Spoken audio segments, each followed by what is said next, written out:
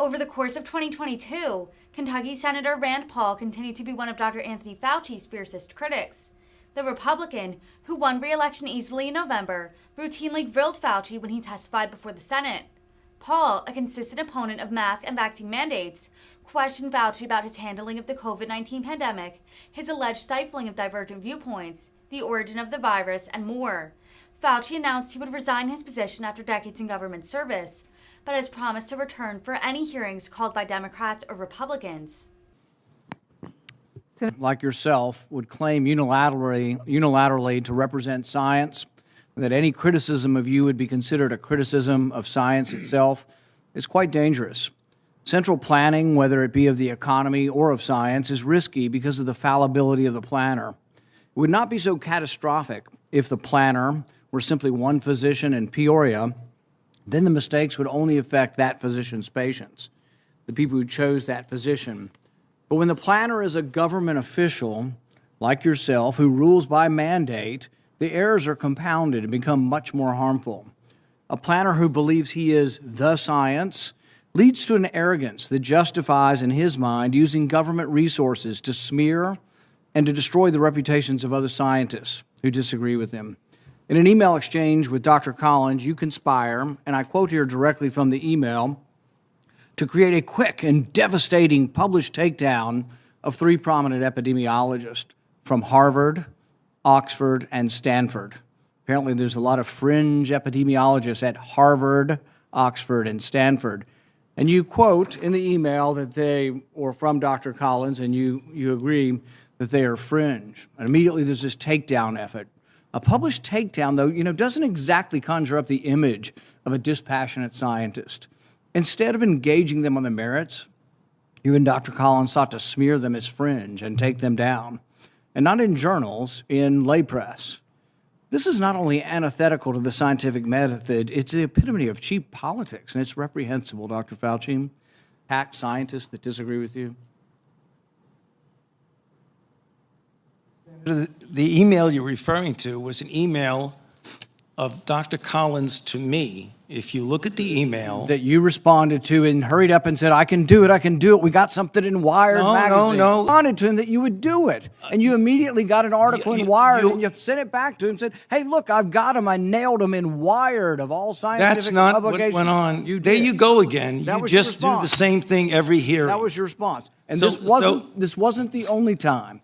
So your desire to take You're down absolutely people. incorrect. As usual, Senator, you are No. incorrect almost everything you Well, said. no, you deny, but the emails tell the truth of this. No. This wasn't the only time. Your desire to take down those who disagree with you didn't stop with Harvard, Oxford, and Stanford. You conspired with Peter Daszak, who you communicated with privately, and other members of the scientific community that wrote opinion pieces for Nature. 5 of them signed a paper for Nature, an opinion piece. 17 signed a paper that called it conspiracy theory, the idea that the virus could have originated in the lab. Do you think words like conspiracy theory should be in a scientific paper? Senator, I never used that word when I was referring to it. You're distorting virtually everything. Did you communicate with the 5 scientists who wrote the opinion piece in Nature where they were describing, there's no way this could have come from the lab? That was not me. What I did. Did you talk with any of those scientists privately? You keep distorting the truth. It is stunning how you do that. Did you talk to any of the scientists privately Yes. who wrote the opinion? You did. Well, what were they telling you privately? Well, let me explain. You're going back to that original discussion when I brought together a group of people to look at every possibility with an open mind. So not only are you distorting it, you are completely turning it around, as Were most you of the usually scientists do. that came to you privately, did they come to you privately and say, no way this came from the lab? Or was their initial impression, Dr. Gary and others that were involved, was their initial impression actually that it looked very suspicious for a virus that came from a lab? Senator, we are here at a committee to look at a virus now that has killed almost 900,000 people. And the purpose of the committee was to try and get things out, how we can help to get the American public.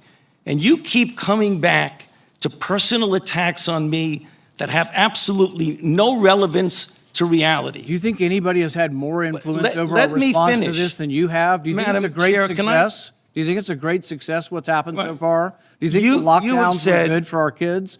Do you think we slowed down the death rate? More people have died now under President Biden than did under President Trump. You are the one responsible. You are the architect. You are the lead architect for the response from the government, and now 800,000 people have died. Right. So you think it's a winning success, what you've advocated for government? Senator, first of all, if you look at everything that I said, you accuse me of in a monolithic way telling people what they need to do. Everything that I've said has been in support of the CDC guidelines. Wear a mask, get boosted. And you've advocated to make it coercive and done look through at force, and everything you've that I've advocated that said. it be done by mandate. Right. You've advocated that your infallible opinion be dictated by law. That's the question. Senator, Were you we political will- in taking at this- down at these this three point- prominent Senator epidemiologists? Paul, if you would please, I'm going to allow this, Dr. Fauci to respond. We have a number of senators who would like to ask questions, and I would like him to be able to respond. Please do so. Allow me, Madam Chair. We will move to Senator Murphy. Thank you, Madam Chair. Dr. Fauci. It's disappointing for you to suggest that people who dare to question you are responsible somehow for violent threats. Realize that by attacking me, you're attacking the one member who actually has suffered from violent attacks. I was at the ball field today. Steve Scalise almost died. I was 10 feet away from a staffer who was shot in the leg. We had over 160 rounds of semi-automatic weapons fired at us, ammunition. So for you to somehow suggest that somehow I or people who dare to oppose you are responsible for threats, that's insulting. The person who shot at us and almost killed Steve Scalise was a rabid supporter of Bernie Sanders. But the one thing you'll find if you look at the record is that not one of us accused Bernie Sanders of being responsible for that. So this is the kind of ignorant sort of personal attacks that you've engaged in. You engaged in these attacks with fellow scientists. Not only was it 3 scientists from Harvard, Oxford, and Stanford that you chose to malign, 50,000 scientists and medical doctors signed this petition. And what they wanted was something that most Americans think is pretty reasonable. It's a different kind of approach. Instead of saying that everyone is the same and everyone should get the same treatment and everybody ought to just get vaccinated, what it did is it said that the death rate for this disease is extraordinary in the risk being different according to ages. So if you look at an 80-year-old, it's at least 1,000 times greater death rate than it is for a 10-year-old. So wouldn't we want to say that, well, we're going to assess the risks of each individual and have the treatment according to that, or would we just simply say everyone should be vaccinated? The death rate for kids under 18 is about 1 in a million, a little bit less than the chance of being struck by lightning. We don't yet know fully whether or not kids who have already had COVID might be at risk for some of the side effects of the vaccine. Still needs to be explored. But for a kid under 18 who's already had COVID, see, it's death rate of about 1 in a million, even if you haven't had a disease, even if you haven't had COVID, it's about 1 in a million. It's extraordinarily uncommon for a child to die. If you've already had the disease, it's probably a great deal less than that. Many Americans wonder why you've steadfastly refused and worked with others to try to hide any kind of knowledge of natural immunity and how it would affect our decision-making. So, for example, you have a 10-year-old kid and his mom comes up and all of a sudden he gets myocarditis from the vaccine and dies. Admittedly, a rare complication, but what are you going to tell her when she says, well, he had COVID 3 months ago? I mean, why would you force me to vaccinate my kid? Why would you force me to vaccinate my kid without even checking to see whether he's already immune? Now, the idea of natural immunity is the idea upon which vaccines are based. We've believed, and all of medicine is based on the idea of acquiring natural immunity. People often respond and say, but you don't know how long it'll last. Well, we don't know how long vaccines will last either, and that doesn't make us anti-vaccine. We do know that the vaccines are waning very quickly in potency. We do know that the vaccine against Omicron really isn't preventing transmission. You've noticed that the debate has shifted, and the debate is now talking about trying to prevent hospitalizations and death. And I agree with those statistics. I think it's a good idea if you're at risk to be vaccinated. I've always been pro-vaccine. I'm just simply against authoritarianism and against mandates. Right. The anger that's developed with you, Dr. Fauci, is that you don't want to give us advice. You want to tell us what to do. You think you are the science, and that anybody responds to you, how dare you? How dare you criticize science? as if you somehow are science. That kind of arrogance, that hubris is really, that's where the anger is coming towards you. If you were one doctor among hundreds of doctors in the government who gave advice, I don't think anybody, people might object to your advice, but there wouldn't be such a degree of anger. But you are so certain that you're right that you're not willing to hear anyone else. 3 epidemiologists, of which you are not even an epidemiologist, but 3 epidemiologists prominent in their field, Oxford, Stanford, and Harvard, you maligned them. You spoke openly with Dr. Collins, and you did not disagree that let's paint them as fringe. You went after them and said, we will do a public takedown, not in Science or Nature or Lancet, in Wired, in The Nation, a left-wing publication. You've engaged in base politics. You wonder why there's so much anger? You're not an objective scientist. You've lost that long ago. And so many of the things that people want, it's like they want to know why you're forcing their children to be vaccinated when 95% of people at risk have been vaccinated. Over 95% of people over 65, it's a huge voluntary success. And yet you won't rest until you force every child to get this. So yes, there's a great Senator deal Paul, of your dissatisfaction time has with you, and many people want you to go, but nobody wishes you violence. Senator Paul, your time has expired. I will use one time of my remaining 5 minutes to allow Senator Fauci to respond. Thank you very much. Dr. Madam. Fauci, sorry. Yeah. Thank you, Dr. Murray. No. So, first of all, Senator, again, at a hearing such as this, where there are almost 900,000 people in this country have died from this outbreak, you have chosen to just personal attacks on me that go back to multiple hearings. And again, just for the record, for people to check, I have never said take people down in that email. It was an email that was sent to me. See, and again, Agreed with Dr. Collins in the email. Senator Paul, this is my time. you know, you personally attacked me, and the things that you do are incorrect and proven incorrect. You've publicly accused me at a hearing of being responsible for the death of 5 million people, when there is not a single shred of evidence that anything that was done with the NIH had anything to do with COVID-19. Okay. You talk about things like gain of function. Dr. Fauci, I'm going to let you respond continually, but I think you have responded, and I appreciate Okay, your I appreciate the response very time. Thank you very much, Madam Chair, but I just want to say I'm actually stunned by the amount of misinformation. The only thing I have ever done, and this will take 20 seconds, if you look at the things I've said, they've been to support the recommendations of the CDC, of their advisory committees, and of the FDA.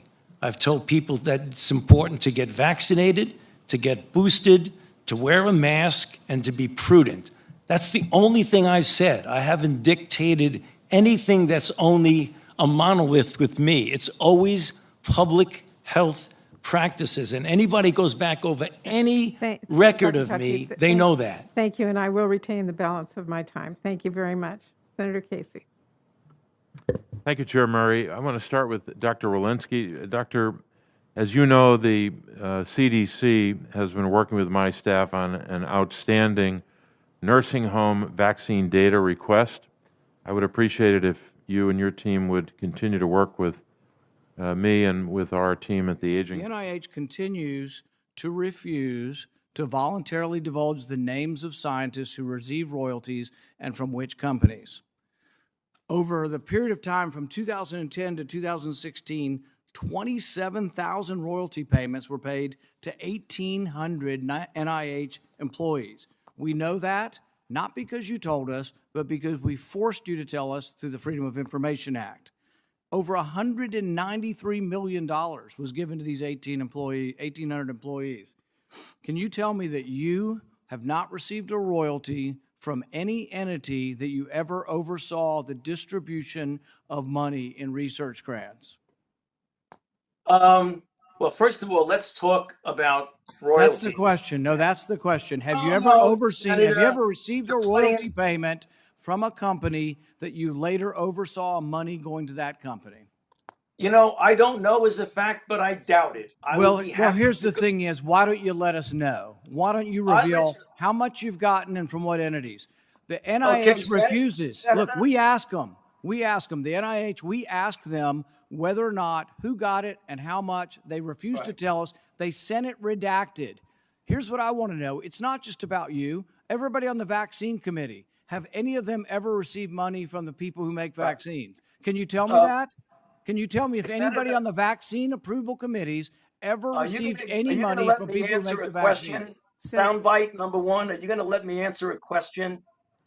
Okay, so let me give you some information. First of all, according to the regulations, people who receive royalties are not required to divulge them even on their financial statement, according to the Bayh-Dole Act. So let me give you some example.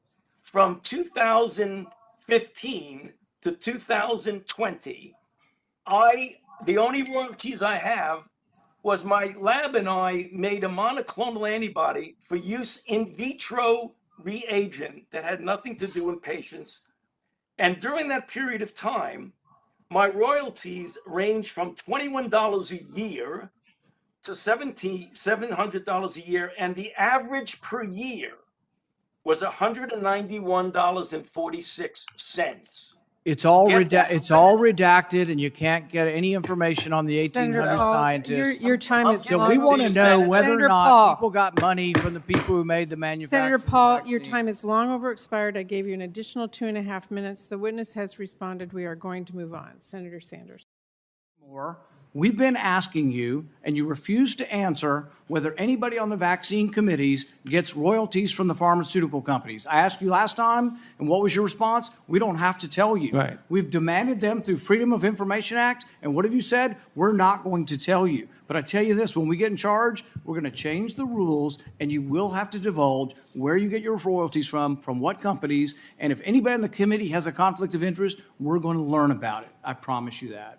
Mr. Chair, can I respond to that, please? May. Okay, there are two aspects for what you said. You keep saying you approve, you do this, you do that. The committees that give the approval are FDA through their advisory committee.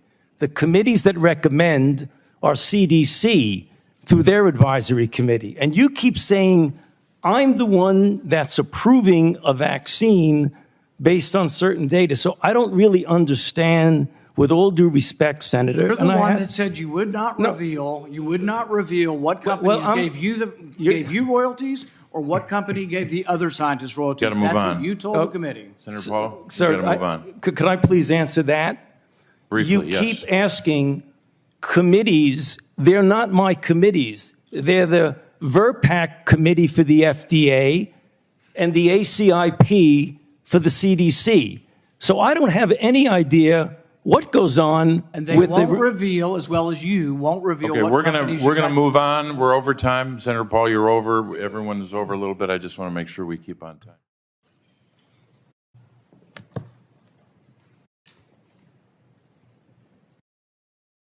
But she's had the flu for 14 days. Should she get a flu shot? Well, no. If she got the flu for 14 days, she's as protected as anybody can be, because the best vaccination is to get infected yourself. And So she should not get it? if she really has the flu, she definitely doesn't need a flu vaccine.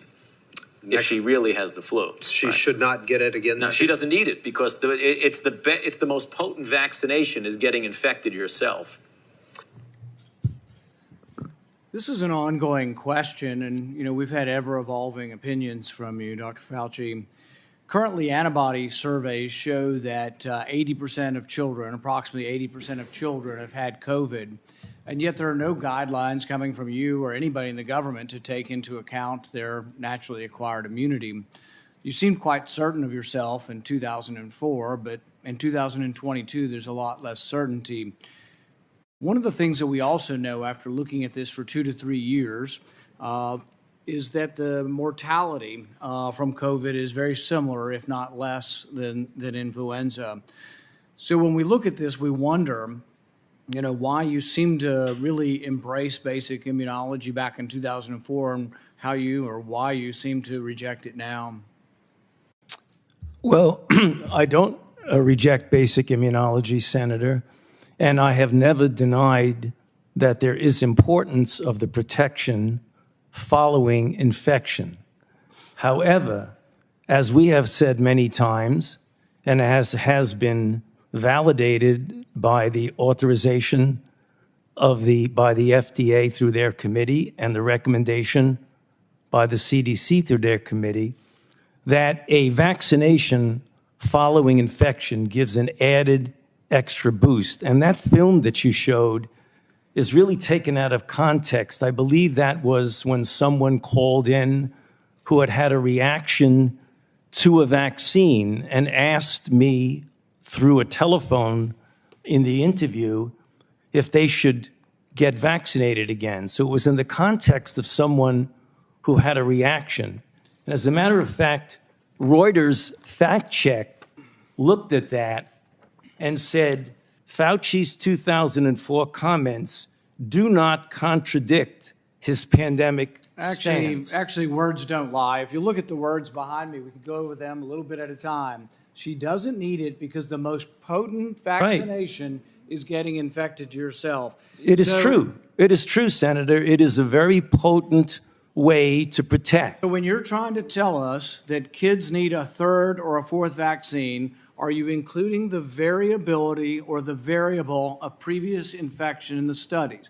No, you're not. Because when you have approved vaccines in recent times, and the committees that have approved it for children don't report anything on hospitalization or death or transmission. They only report that if you give them the jab, they'll make antibodies. And you can give kids hundreds of jabs and they'll make antibodies every time, but that does not prove efficacy. So what you're doing is denying the very fundamental premise of immunology that previous infection does provide some sort of immunity. It's not in any of your studies. Almost none of your studies from the CDC or from the government have the variable of whether or not you've been previously infected. So let's look at adults. I've had 3 infections. Should I get a 4th one? If you're going to measure whether I get a 4th one, you need a category that has a 4th one in it, and you need one that has nothing in it, no vaccine or the 4th vaccine. But you also need to know whether they've been infected. If you ignore whether they've been infected, you're ignoring a vaccine, basically, so you're ignoring a variable. So what you're giving us is you decry, and people decry vaccine hesitancy. It's coming from the gobbledygook that you give us. You're not paying attention to the science. The very basic science is that previous infection provides a level of immunity. If you ignore that in your studies, if you don't present that in your committees, you're not being truthful or honest with us. Senator, if I might respond, I have never, ever denied fundamental immunology. In fact, I wrote the chapter in the textbook of medicine on fundamental immunology. Any of the guidelines for vaccines, do any of the guidelines for vaccines from the government include previous infection as something to base your decision-making on with vaccines? Do any of the guidelines involve previous infection? That's why you're ignoring previous infection, because it doesn't involve any of the guidelines. And furthermore, we've been asking you, and you refuse to answer, whether anybody on the vaccine committees gets royalties from the pharmaceutical companies. I asked you last time, and what was your response? We don't have to tell you. Right. We've demanded them through Freedom of Information Act, and what have you said? We're not going to tell you. But I tell you this, when we get in charge, we're going to change the rules, and you will have to divulge where you get your royalties from what companies, and if anybody in the committee has a conflict of interest, we're going to learn about it. I promise you that. Mr. Chair, can I respond to that, please? May. Okay, there are 2 aspects for what you said. You keep saying you approve, you do this, you do that. The committees that give the approval are FDA through their advisory committee. The committees that recommend are CDC through their advisory committee. And you keep saying, I'm the one that's approving a vaccine based on certain data. So I don't really understand, with all due respect, Senator. You're the one that said you would not reveal what companies gave you royalties or what company gave the other scientists royalties. Gotta move That's on. what you told the committee. Senator Paul, Sir, you gotta move on. Could I please answer that? Briefly, You yes. keep asking committees. They're not my committees. They're the VRPAC committee for the FDA and the ACIP for the CDC. So I don't have any idea what goes on And they with won't the... reveal, as well as you won't reveal. Okay, what we're companies gonna you got. move on. We're over time. Senator Paul, you're over. Everyone is over a little bit. I just want to make sure we keep on time here. For the record, I know Chair Murray and previous chairs of this committee of both parties have found videos to be out of order.